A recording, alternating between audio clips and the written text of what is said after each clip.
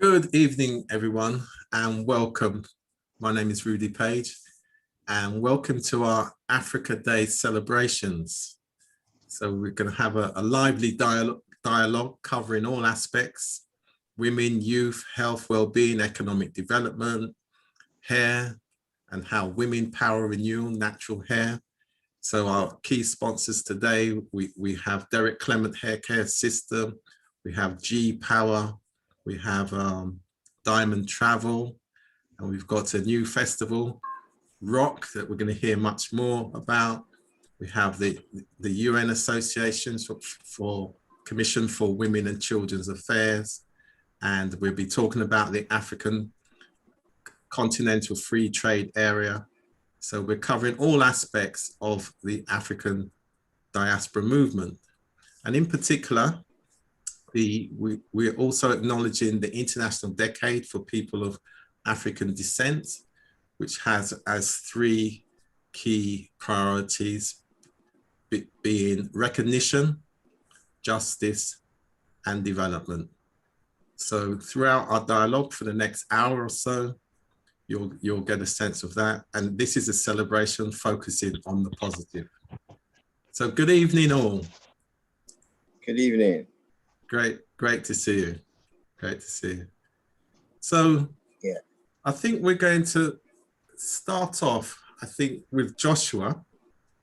If you tell us a bit about the United Nations Association, Ghana, and all the background and the leadership and everything. Thank you. All right, thank you. Good evening, everyone. And then my name is Joshua Acha once again. I'm the Director of Operations for UNACWCA. And then just to talk a little about UNA, that's quite long, that's quite lengthy, but let me just break it down. So UNACWCA is United Nations Associations of Ghana, Commission for Women and Children's Affairs.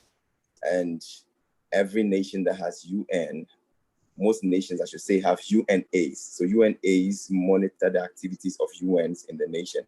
So the UN works directly with the government, whilst UNAs work directly with the citizens, bridge the gap between the citizens and then the government. So UNAs do work at the grassroots levels.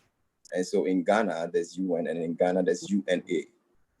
And so under the UNA has the youth wing, it has the women wing. So the women wing is what we have now as the UNACWCA as an affiliate, because of to push the agenda of the Goal 5 among the SDGs, that's Sustainable Development Goal 5. That's gender equality and women empowerment. So that's the youth wing, now an affiliate of UNA Ghana. And so UNA Ghana is our mother entity, and we are an affiliate from UNA Ghana. And so that explains the long name, UNACWCA. So it's just UNA Commission for Women and Children's Affairs. So okay. Yes. So to push the agenda of Goal 5 among the SDGs, that's gender equality and women empowerment at the grassroots level to the top. So to bridge the gap between the citizens and then the nations. So we follow the UN structure. Whatever UN does, that's what we also do. We push the agenda of the UN at the grassroots level. That's what we do at UNACWCA. Okay. Sorry, so I was about to say that the commission was launched in April, on 29th of April in Accra, Ghana. And then the national head of the commission is Jemima Agre. She's not here with us today. Yes, because she had to take care of other things. So I had to stand in as the director of operations. So it was launched in April on 29th of April, just about a month ago. Yes. So it's a young commission, but then it's been operating since last year, on 21st of July. Yes. That's when the commission was given the authority to operate on its own as an affiliate from the UNA Ghana. Yes. Congratulations. And of course, I was pleased to be sworn in as one of the ambassadors. Yeah, ambassadors. Yes. And I think we have Gina too on. Gina too is one of our patrons. Yes. She's one of our patrons and good. Yes. So that's it about UNACWCA. So we champion the agenda of Goal 5, women empowerment, and then the protection of the rights of children. Okay. Yes. Thank you for that. And then we've got save the date for the UK launch on the 12th of July, haven't we? Exactly. Okay, so let me just throw a little light on that. So on the 13th of July, 2021, we're going to have a UK launch to be hosted by Rudy Page. Will be hosting us. It will be because of the COVID and so many things. It will be via Zoom, and then be streamed on some radio stations in the UK. And we're working with some of the stations in Ghana, because we've partnered with some media houses here in Ghana as well. As part of our achievements, we've partnered with some of the media houses here in Ghana, both online and then radio and TV. Yes, so we are hoping to push them to. Yeah, so Fresh FM will be the host radio station here. It's a digital station, and it's quite technically advanced, so it will connect to all the other global stations, the whole of the diaspora movement. That's great. So we intend it to be a very special occasion. Occasion, yes. Yeah, so we're going to make sure. We're going to make sure. Yes. It will be a great one. It will be a great one, because the launch was also a very great one. And then the launch we had, we are in partnership with UNA San Francisco chapter in US. Yeah. Yes. So we had their president, that's Mary Steiner, to speak on the launch in April. And then the vice president of Liberia, Jewett Howard Taylor, she was also one of our guest speakers on 29th of April during our launch in Accra. So I'm looking forward for a great launch in the UK. A great launch in the UK. Right. Yes. So Errol Harvey, Errol, you've got your hand up. Is there something you want to ask? Okay.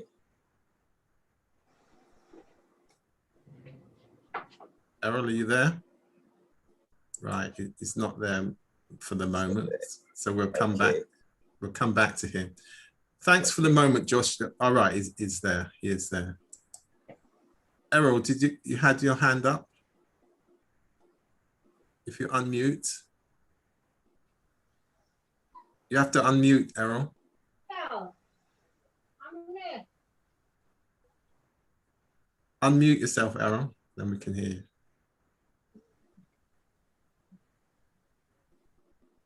Hello. That's it. Hi, Errol. Hey, good evening, family. Evening. Good evening. Good evening. Yeah, I'm very interested program today. Absolutely. Yeah. Yeah. But this is just only a talk platform, or what is the action behind this? Right. We've only just started, Errol. So by the end of the show, you'll see. And this platform builds on a lot of activities that we currently run all over the diaspora. So at the end of the show, you'll get a sense of what we actually do. Okay. Fine. Great. Okay. Great. Right. And in fact, another important aspect of this agenda for us is what we call Women Power Renewal. So the next few moments, I can ask my colleague, Derek Clement, to talk about the work that Derek Clement Hair Care System does as it relates to Afro hair, African women, and the whole empowerment agenda as well. So over to you, Derek. Yeah, good evening, guys. This is indeed a very, in fact, a beautiful moment in our history. And if we are, so I'll just jump straight into it. Derek Clement, I've been doing hairdressing for over 30, 40 years, practically. And it's really fitting. This occasion is quite fitting simply because when you think of hair, you think of, in fact, any hair styling and hair tools, as a matter of fact, originated from Africa. So we have to give credit to our ancestors for being that creative. And of course, everybody else would have either plagiarized or misappropriated our hairstyles and our tools. And not only was, I mean, one thing that sticks out in my mind very, very clearly, and I'll jump forward a bit. during this dreadful trade called the slave trade, our women and our people had this, the amazing insight to design, because of course, once we were nabbed and we were taken from our homes in Africa, our hair was played a fundamental part in terms of our survival. And so what we found that our women during that dreadful journey was thinking of how escape routes and how they could then survive. And so it's interesting that they were able to design into the hair maps and codes and signs and symbolisms to constantly guide the people to freedom. So you can well imagine in that dreadful era, what I tend to refer to as they were POWs. I tend not to use the word slavery. I think my people were actually prisoners of war. It was indeed a war that was taking place. And it's interesting, at every junction, every point, every time they had the opportunity, they would literally design those styles in the hair, plait the styles in the hair, and that would then give our runaway slaves or runaway prisoners a direction where to go, where to meet up at night. And I think it's phenomenal. So I think our hair really stood the test of time. And here we are today. And I could see why it is the Afro is regarded as something that's quite frightening, because it's defiant, isn't it? And so those who were participants in our struggle and our suffrage, they have this proverbial fear of Afro hair. In fact, it is a term that people often refer to as Afrophobia. So they obviously know why, because that hairstyle, that texture means an awful lot in terms of our survival. There's something about the Afro hair that makes us defiant. And even when the sisters wear their head wrap, I see a couple of sisters on the platform tonight wearing their head wrap, that's also quite symbolic of who we are as a people. And so we can't talk enough about hair. Our hair means an awful lot to us. Okay, thanks for that. I'd like to now focus again around the cultural side. So Antoinette, there's a big focus for the next Agenda 2063 of the African Union, and arts and culture are going to be an integral part of the development of communities. So could you tell us a bit about what's behind your new festival?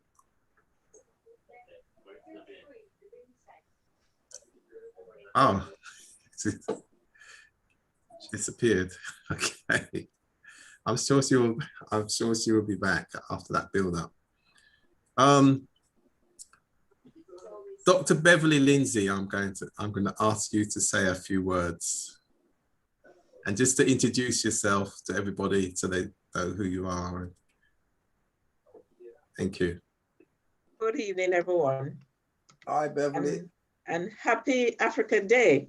Thank you. I was watching the JIS, the Jamaican South African program today, and it was very, very thought-provoking, entertaining, and educational.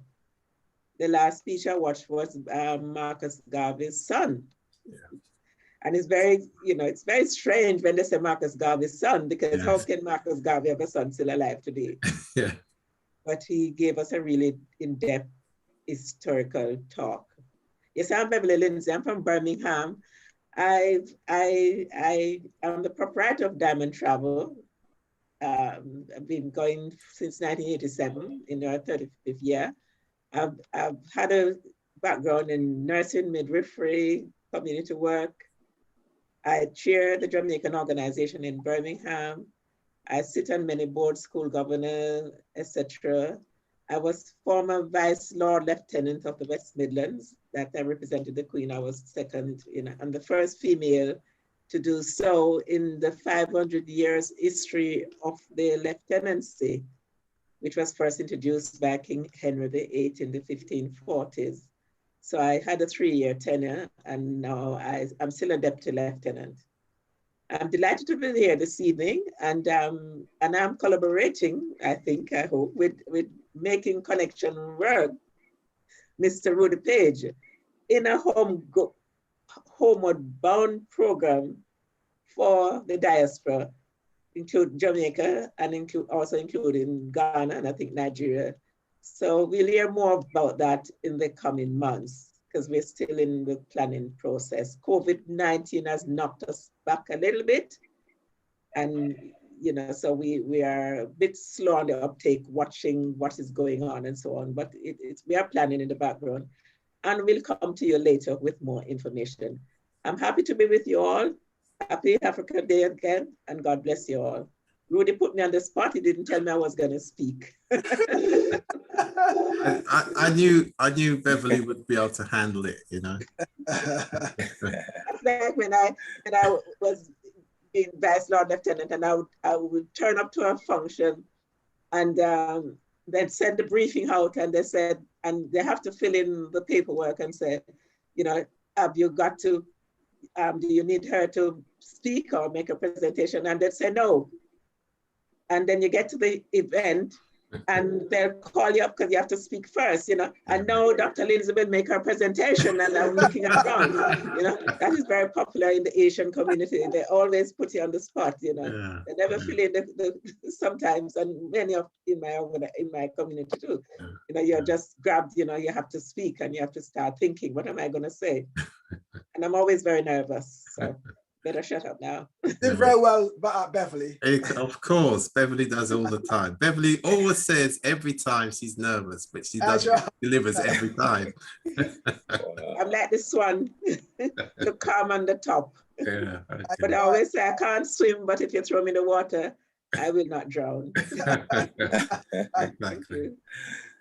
Antoinette, we want to hear about your festival.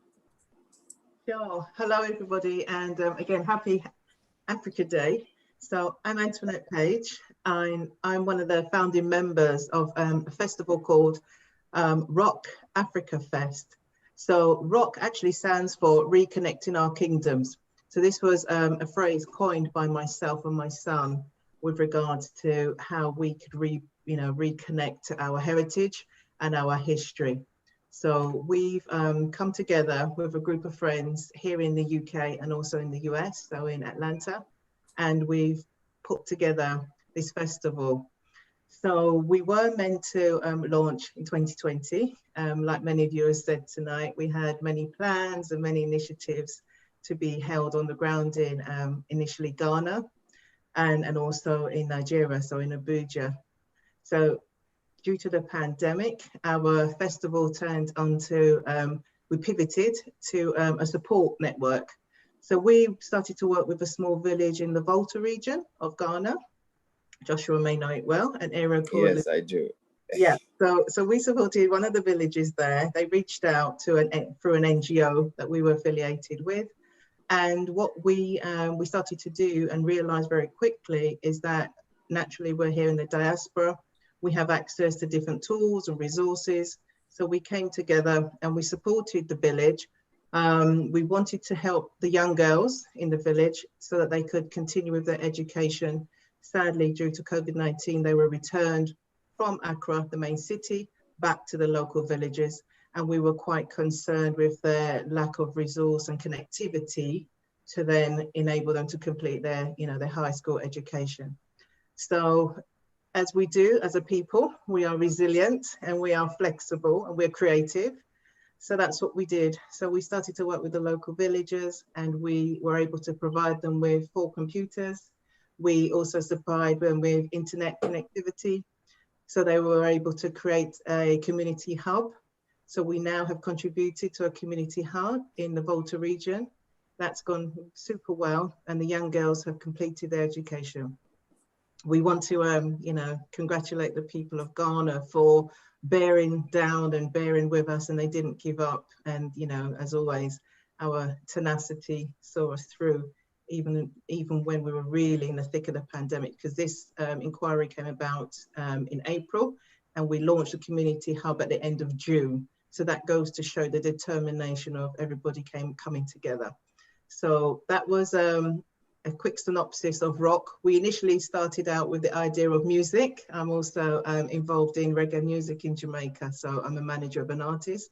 So it goes to show how we can use the power of our creativity, our resilience, and innovation. And that's now 3 of the pillars that rock will be working through, and ongoing work. We'd love to, connect with all of you here on the call, and we're currently working with Rudy on his initiatives. And the plan hopefully will be in the near future to be on the ground in the Volta region, and also to continue some work in Abuja. So that's just a quick overview of what Rock Festival will do in Africa. Thanks for that. And that great focus on women and youth, which is so important, which threads its way through all the work that we're doing. And you mentioned reggae, and of course we have Reggae Global and Culture, which was launched as part of, recognized by Reggae Month Jamaica, in fact, by the Ministry of Culture. And each month we've been involved in various different aspects of reggae. And I'm very pleased, in fact, that Dean Roden is with us from Reggae Hermitage in Kingston. And just before I bring Dean in to say a few words, I must recognize Beryl Green from South Africa, Durban. Good to see you there. Oh, good that you've been able to join us, Beryl. Thank you very much. Can I just say something quickly? Yes. As she's in Ghana, yes. I adopted triplets that they in Ghana. Okay. That celebrated their first birthday yesterday. Excellent. So I have 3 young. I've been to Ghana a couple of times. So I have 3 young. I think 2 girls and a boy. Okay, no, that's great. Okay. I just said their birthday gifts. So we seem to be surrounding Ghana at the moment with all our various initiatives, interesting enough. Yeah. And what's great about it as well, of course, Joshua, next year it's Jamaica's 60th Diamond Jubilee. Okay. And of course it's Ghana's 65th anniversary. Yeah. And of course there's always been a strong link between the Caribbeans and Ghana in particular. Exactly. In terms of your first President Nkrumah. Kwame Nkrumah, yeah. Yeah, because of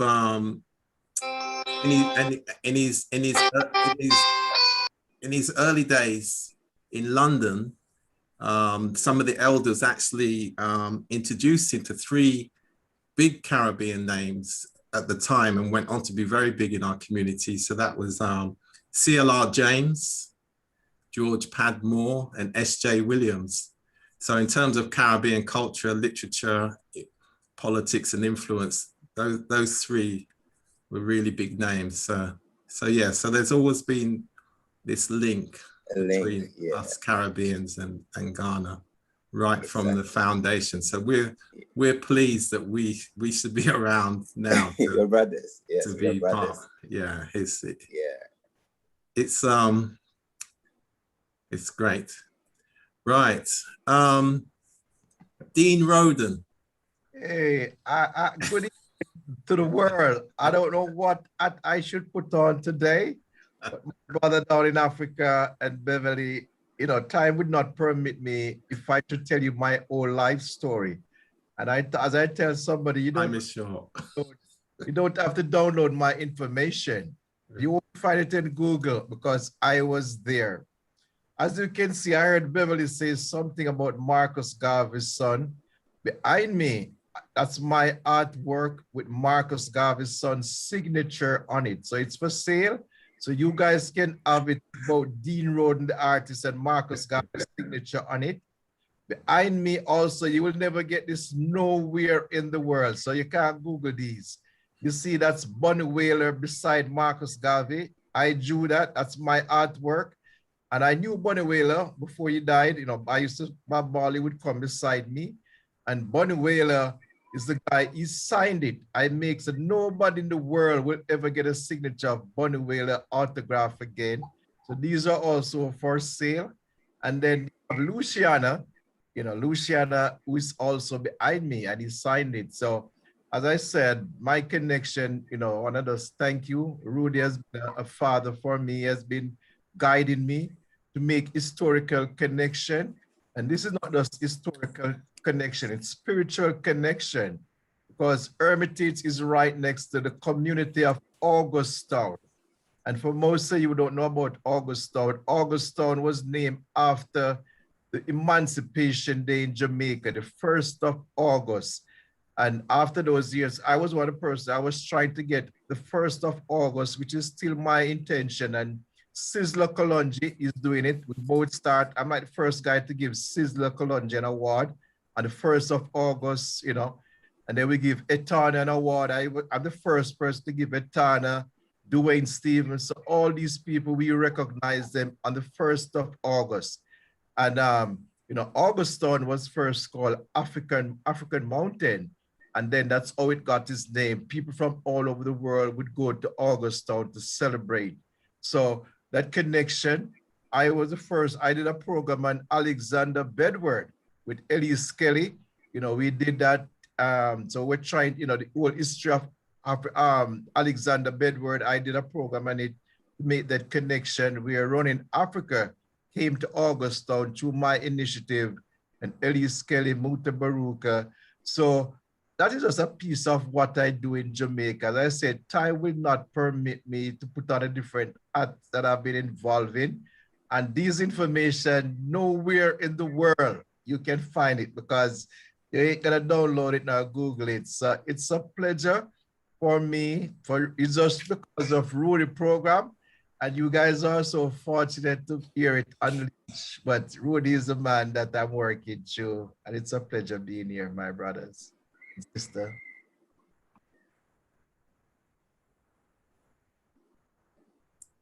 Thank you very much, Dean, as usual, entertaining as always.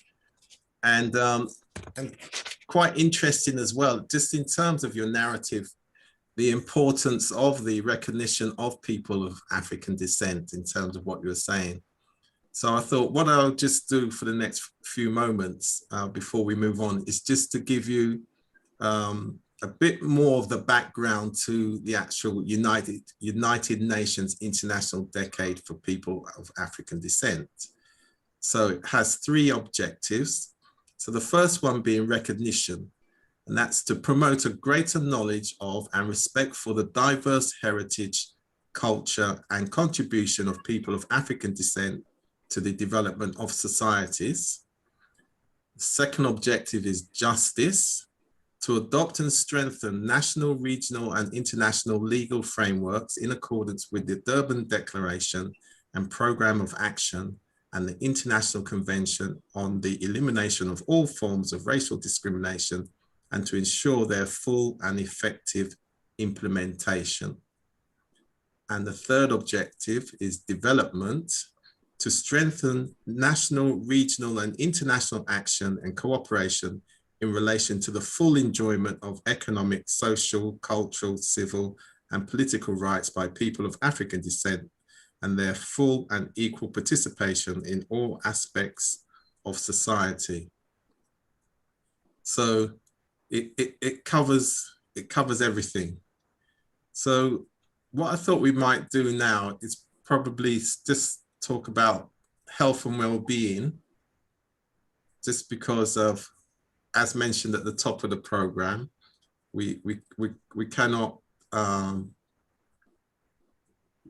leave out the fact that as we move through this pandemic era, and vaccines are one of the foundations to take us through, but we do know now there's enough evidence. It's about the strengthening of our immune system, which is essential. And it's how we take care of ourselves, our health, our mental health and spiritual well-being. There's a great term that Derek uses, and it would be the same for African and Caribbean people here in the UK, is that we left our ingredients at home. We left our ingredients in the Caribbean, we left them in Africa. And that's now going to be quite essential for us in terms of taking care of ourselves. So I thought it would be nice just to give a sense, Derek, then, just some of the key ingredients and herbs in general. In general, we could have a dialogue about that in terms of what's good for us. And then anyone else who's got some ideas or any testimonials from natural herbs that they've been taking to support their health and well-being, we'd like to hear that. So Derek, and then when you want to just indicate to us and we'll call you. You're on mute.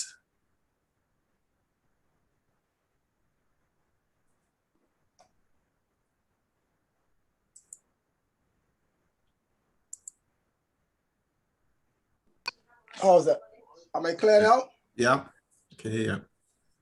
So the well-being of your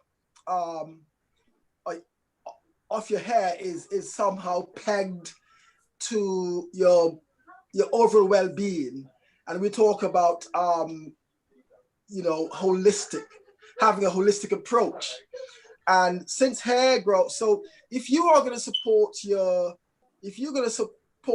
immunity, you are indirectly also supporting the well-being of your hair, because the hair relies on nutrients. The hair relies on particularly sustainable nutrients to ensure that it's going to be healthy. And of course, as I said, the hair is what gives us our self-esteem or confidence. Is that thing that when you see, is what you see first is your hair. And so having found yourself in this pandemic called COVID, I think it's crucial that we understand what to sustain our bodies with to ensure that we can survive this dreadful pandemic. And we are constantly pushing the envelope. Our ancestors told us that food is medicine and medicine is food. We've had great avatars like Dr. Sabi. So our culture provides the answers. There's a famous term in Grenada that says the answer is only 2 feet away. So since there's nothing we can do about the vaccine other than to take it, we have to therefore find ways to rid ourselves of these toxins and heavy metals. And so what we say to our people, our clients, so it's part of the well-being of your hair, is to focus on the foods that's going to support and boost your immunity. Some Irish moss, and all those are from our countries. As Rudy said, we talk about our ingredients were left behind. Well, today we have the ingredients right here. Gina, for instance, has a wonderful product. It's called G1. It's G1, is it, Gina? G-Power. G-Power. G1. G-Power 1. And that's a fantastic blood a nutrient. It's important we also understand the importance of the 3 elements in our culture: sweet, bitter, and sour. Some cultures focus on only the sweet, and they forget to tell us that we should have a balance. Balance is very important. So Gina's G-Power is marvelous. I take it for my health and well-being, and it's fantastic. It's actually bitters. It's all the way from Africa. And so back to the point of, if you look after if you boost and sustain your immunity, you are indirectly boosting and sustaining your hair, because your hair grows at a cellular level. It needs sustainable nutrients, not the garbage that we're told we must eat, but good, healthy foods. And if it's from our indigenous countries, as our ancestors say to us, we must consume the foods that are indigenous to us. And things like, obviously, Irish moss, I use a lot of. I ensure that something as simple as charcoal. Charcoal has lots of wonderful ingredients in it to protect our inside and boost our immunity. So yeah, it's crucial that our well-being is sustained using what we know from our ancestors, that's indigenous to us, basically. Okay, thanks for that. Is there anybody wanting to add anything around that at all? Right. Beryl Green from South Africa. You know you've got to represent the whole country now. and you're on your own. No, normally we've been outnumbered by the South Africans on our forum. So I'm pleased, Beryl, you'll have to unmute. And we did have part of our KZN going global yesterday with the chairperson from KZN. Talking about. So Beryl, good evening. Yeah, good evening, everyone. Yeah, I'm just happy to be here and of course to celebrate, Africa Day and us as Africans. And yeah, I'm always looking forward to listening to Derek Clement because I'm very much so interested with this natural hair. And yes, of course, as a proud African, and I think I've spoken before that I used to wear like wigs and straighten my hair.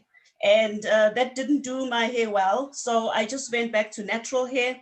And when I went back to natural hair, I started to feel so original and so natural. So I like to wear, this our natural hair, and also to to talk to other sisters and also the younger generation, just to accept themselves as they are.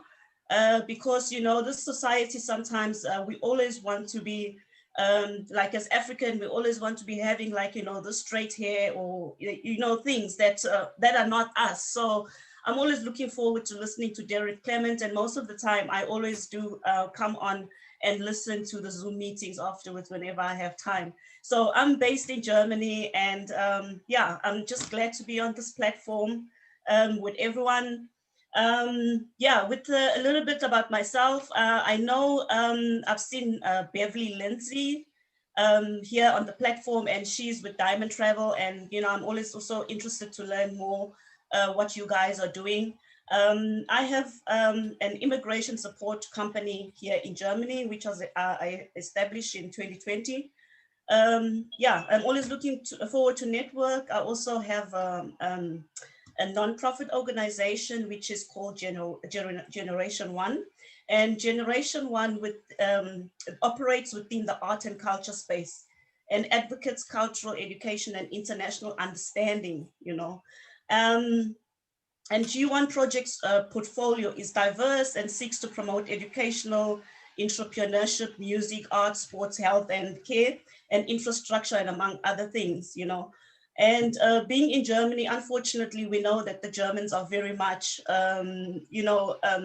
with youth skills development, they don't need so much. They have, the system provides for them. Yeah. Mm-hmm. So with this organization that I had to think to myself and say, what can I give back to Germany while I'm living in Germany before I give back to South Africa? So then I started to bring the jazz music scene on the map, and also the gospel music scene. And we have like a gospel concert. We have gospel concerts. We have like gospel choirs with youth from different African backgrounds. So we've just come together, and this is what I do, and this is what I can give back to Germany. And then from then, I work towards helping and giving back to South Africa.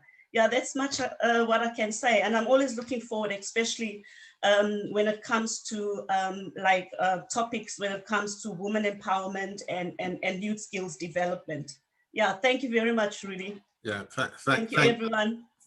Thank you very much for that, Beryl. And as you know, as I mentioned at the top of this program, we do have this women power renewal. So we make it our business to support women and young people and in all areas of life, which is really important for us.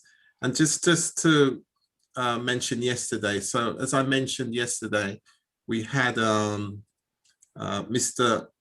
Madlala, who's actually the chairperson for Tourism KZN yesterday, and he gave us a complete overview of how the tourism sector is being transformed in South Africa, focusing on communities and neighborhoods and the townships, and some of the strategies that are being deployed now to ensure tourism is more inclusive and focuses on the culture and the people and the overall community well-being. So that will be up by next week on freshfmradiolondon.com on the website. And that was a live link as well with Into Kozo FM radio station in Durban, in Umlazi, Durban. So again, we are making the connections right across the diaspora and building relationships based on collaboration, trust and cooperation. I'm glad Amma has arrived, but before I go to Amma, Dean, is there something that you wanted to say very quickly, please, on any of these topics before we move on? Yeah, I like to say that there's always so much thing to say. I get so excited. I was glad that you allowed Beryl to talk before me. My sister, I just love, when I grow up, I don't know if I'm going to be British or Londonish or the African accent. I cover the program just you need to make your choice. You need to make your choice, Dean. 1 minute you're African, then you're Jamaican, then you're USA, then you're British. When I was in a nurse's home for over a year, and I remember someone came. Once they're Black, I said, you say they're a Jamaican person. And this nice aide come to me, all natural. And I said, what's up? I just said, Mr. What part of Jamaica you're from? She said, listen to me, 100% African, no sugar, no cream. And I'm like, oh. Right. Okay. I appreciate that. And quickly, I just want to make connection with Beverly because we have community program that I'm going to need all of you people on the forum to help me with. In August, I've started the Women for Peace. It's not off the ground. The last time we checked, there was over 100 people in the community that registered for it. And I'm going to need people to motivate them. It's a new group. The first initiative, they're going to do something for Father's Day to just, to recognize the men in the community of Augustown. And then we have an economic, development program to empower them. So I've registered over 30 women of small business. So this is a hint of what I'm going to need. I've also started a group in the community, kids who have lost their father through violence. So we adopt them. Myself, I've taken on one child. So we can do. And somebody said the German embassy. So I want to make this international connection through embassy and through people from different countries to just speak up, just to motivate them. I'm going to be starting a scout group there. We have the cadet group. So all these representatives is in the community. I've spoken with all these leaders. Weekend I was with the island, the person who was in charge of the island youth program.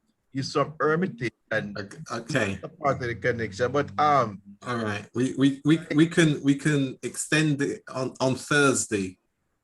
Yes, sir. Thursday we're focused on Jamaica, so we can cover that in more detail. Right. We've only got a few minutes left. Amma, are you there? Good evening, Amma. Yes, I am, Rudy. How are you? I'm good. Yourself? Yeah, all is well. Amma is a colleague of ours from the UNCA. UNACWCA. That's right. Well done, Joshua. Yeah, UNACWCA. Yes. But Amma's got a great background in international development, well accomplished. So, Amma, could you just tell us a bit about yourself and the work that you're doing and your experience? Great. Thank you. Thanks, Rudy, and hello, everybody. Really nice to be on this platform with all of you. I joined when Beryl was talking about her interest in what Derek does and feeling authentic with going natural. It really resonated with me. When I got to a point in my life when I decided to just go natural, it came with a lot of freedom. But I must say that it's also very challenging keeping your natural hair. So I would like to hear from Derek, how, or anyone, some ideas and tips. Yeah, so just a little bit about myself. I've been working in international development for over, I would say, 23 years now. And my work has kind of focused on different target groups, ranging from older women and younger women, women and girls, and people affected by HIV/AIDS. And I think that the two groups that have really struck me are working with older people and younger people. I've seen an older person, an older woman, actually about 87 years old, waking up around 3 a.m. in the morning to work, go to the farm with children because they've lost the middle generation to HIV/AIDS. And the impact of not having any social protection system for some older women in certain parts of our world, in Africa, that's in Tanzania to be specific. I've also kind of seen young women and girls walking the streets of Accra, which is Ghana. I am from Ghana actually, and I live in the UK. I've been living here for quite some time, without any clear sense of a future, no purpose, living a life of survival, and their children actually aspiring to be live on the streets, which is heartbreaking. And I've just about the need to have an intergenerational approach to addressing some of these issues and the importance of working with young people. So actually, youth is my passion, especially women, young women, and girls, adolescent girls, and just working with them to develop their leadership skills, business skills as well, but also working through them to impact the lives of other young people. Because it's, I think the UN has evidence to show that younger people really have an influence on other young people. So through my years of working in international development, I've kind of started this initiative, which is still, it's I would say it's in the oven. It's calling it Global Youth Impact Academy, and it's just to train young people, work with them, and to use them as conduits to reach other young people and impact their lives. So yeah, and I'm working with Rudy and our colleagues in Ghana on UNACWA as well. So really nice to connect with all of you. Thank you, Rudy. Thank you very much, and Amma, and I certainly do look forward to working with you in the future.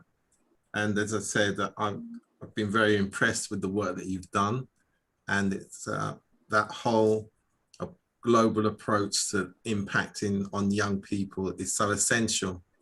And of course, the work that we've been doing for the last few months, we have the 3 principles of young people need somewhere to go, young people need something to do, young people need someone to show them how.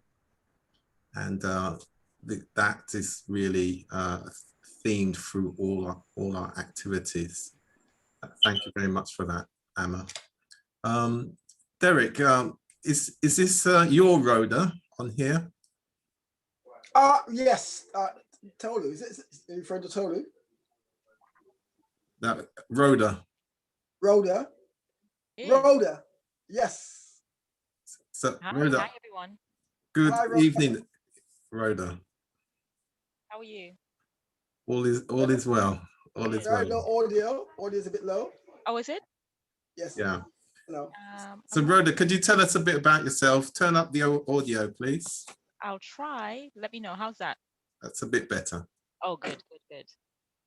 So hi everybody. It's nice to see so many lovely faces, and nice to see you, Rudy, after a while, and Derek as well. So, gosh, what do? I guess I'm a medical doctor by training and worked as an oncologist for many years in the UK, and now I work in the pharmaceutical industry running clinical trials in oncology of new drugs for cancer patients.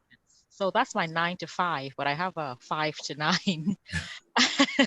And that's really around writing. That's always been a passion of mine. So I'm a freelance editor and content writer. So right now, Derek and I have this labor of love that we've been working on.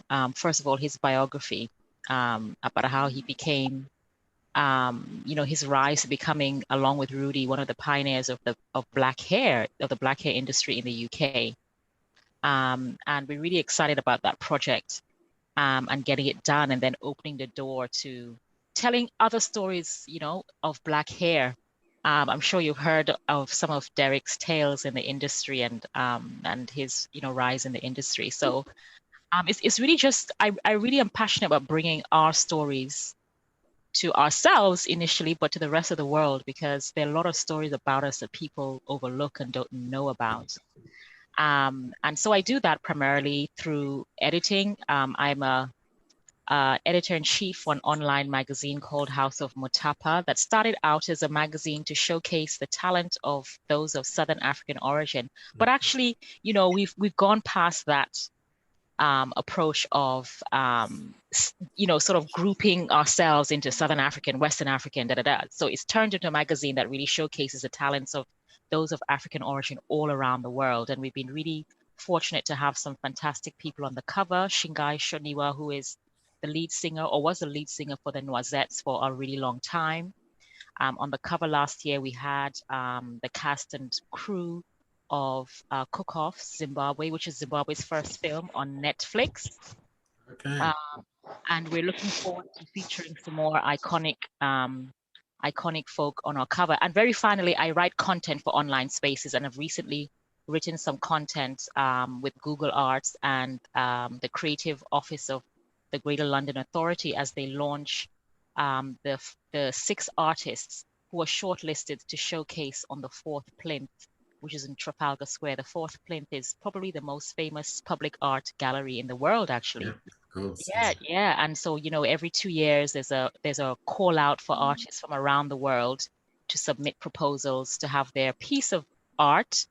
And this is, these are amazing artists. So they enter this competition basically to be selected to have their work featured in Trafalgar Square. And what's really exciting about this year's selection that I found out as I worked on the project was that it's the most diverse group of artists ever to be shortlisted, and includes 2 fantastic African artists, Samson Kambalu, who's a professor in Oxford and he's from Malawi, and another artist, Ibrahim, who's from Ghana as well. So, through writing and through words and through sharing of stories, we all can have fantastic opportunities and experiences. Great summary, and great to hear from you, Rhoda. Right, just before we go, I'm going to let Joshua have the last word, because the UNACWCA will be having their UK launch on Tuesday, the 13th of June 2021. So Joshua, over to you to close off the show. Yes, so once again, UNACWCA, United Nations Association of Ghana, Commission for Women and Children Affairs. What we do is championing Go 5, gender equality and women empowerment. And so at the grassroots level. And then when Derek was talking about the natural products, we have interest in cosmetic products as one of our projects to train young girls in cosmetic products, especially for the hair, so that they can find a way of sustaining their lives. That's one of our projects. So that's what we do. We intend to roll projects to sustain the lives of young women and then girls, because you realize that in Africa, especially, let me use Africa as a case study, we're talking about Africa, you realize that most men are the breadwinners of the family, and once the man is gone, the woman is left at the corner with the kids to take care of the kids, where she's not financially sustained when the man is gone. So that's why we have lots of cases of one factor that contributes to the cases of lots of street kids is because of these things, and teenage pregnancy, because the man is not there anymore, and then the woman is stranded. She's not financially stable to take care of the kids.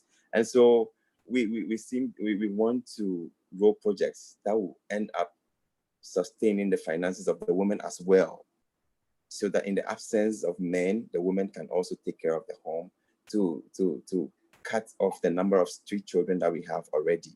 And so as part of this initiative, we already launched in Accra, and we're looking forward to launch on the 13th of July in the UK. And our very own Mr. Rudy Page will be our host in the UK. And then details will be out very soon. Details will be out very soon. So I've heard a lot about it from everyone talking about women and children empowerment. We can all come on board to help support. It's going to be a great cause. Yes. So thank you very much. Thank you for that, Joshua. And another thing actually as well, with the products, there comes the training in hairdressing and barbering, yes, which is a lifelong skill, which through the Derek Clement Academy is something that there's a specialism when it comes to young people, because as I say, that's a lifelong skill.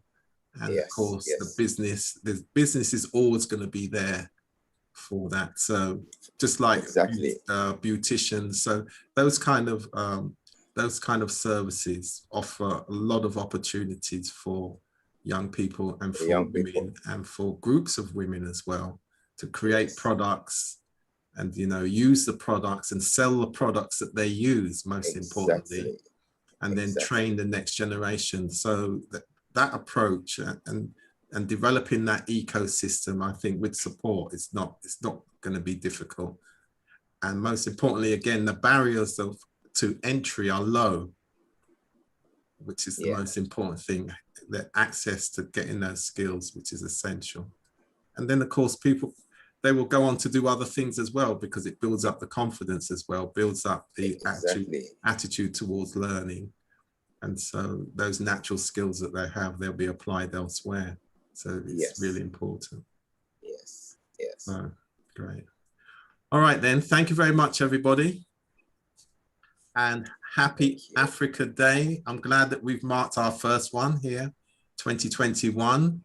We'll be back in 2022 with a whole month of activities covering the whole of Africa and the whole of the diaspora. So look out for us. Good night and take care of yourself. Thank you. Good night. Good night. Bye, everyone. Everyone. Bye.